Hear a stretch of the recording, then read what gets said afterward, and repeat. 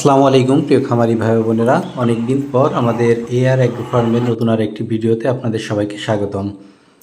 আপনারা যারা অনেক দিন থেকে আমাদের ভিডিও দেখে থাকেন নিয়মিত, তারা অবশ্যই এই ফার্মটা অর্থাৎ আমাদের এই ছোট্ট এই ফার্মটা সম্পর্কে অনেক কিছুই জানেন।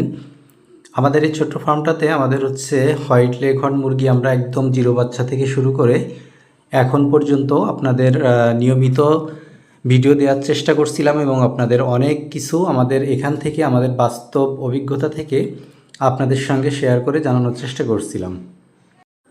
যাই হোক, বর্তমানে হচ্ছে আমাদের এই মুরগিগুলোর বয়স প্রায় 14 মাস রানিং, অর্থাৎ মুরগিগুলোর টোটাল বয়স, এবং এরা ডিম দিচ্ছে প্রায় হচ্ছে আমাদের মানে ফুল প্রোডাকশন আসছে প্রায় 7 মাসেরও বেশি সময়। তো আলহামদুলিল্লাহ 7 মাস প্লাস ওরা হচ্ছে ডিমের ফুল প্রোডাকশনে আছে। তারপরে হচ্ছে আমাদের বর্তমানে 98% মতো ওরা ডিম দিচ্ছে। তো এটা কিভাবে সম্ভব? অনেকেই মানে 98% ডিম অনেকের কাছে মানে স্বপ্ন, বা অনেকে বিশ্বাসও করতে চায় না যে আসলে মুরগিতে 98% ডিম দেয় কিনা। কিন্তু সেখানে হচ্ছে আমাদের 7 মাস প্লাস ফুল প্রোডাকশনে মানে 98% ডিম পাচ্ছি আমরা। এটা আলহামদুলিল্লাহ অনেক ভালো একটা ব্যাপার এবং খামারিদের জন্য এটা অনেক সুখকর একটা বিষয়। তো যাই হোক, এটার প্রধান কারণ হচ্ছে আমাদের হচ্ছে মুরগিগুলোর যে পুলেটগুলো আমরা তৈরি করছিলাম, অর্থাৎ জিরো বাচ্চা থেকে ডিম পাড়া পর্যন্ত আমরা এদের ভ্যাকসিনেশন বলেন, অন্যান্য বায়োসিকিউরিটি বা খাদ্যাভ্যাস, লাইট ব্যবস্থা, সব কিছু আমরা পুঙ্খানুপুঙ্খভাবে একদম পারফেক্ট রাখার চেষ্টা করছিলাম, যারই ফলশ্রুতিতে আমরা হচ্ছে এই ডিমটা এত পার্সেন্ট পর্যন্ত পাচ্ছি আলহামদুলিল্লাহ।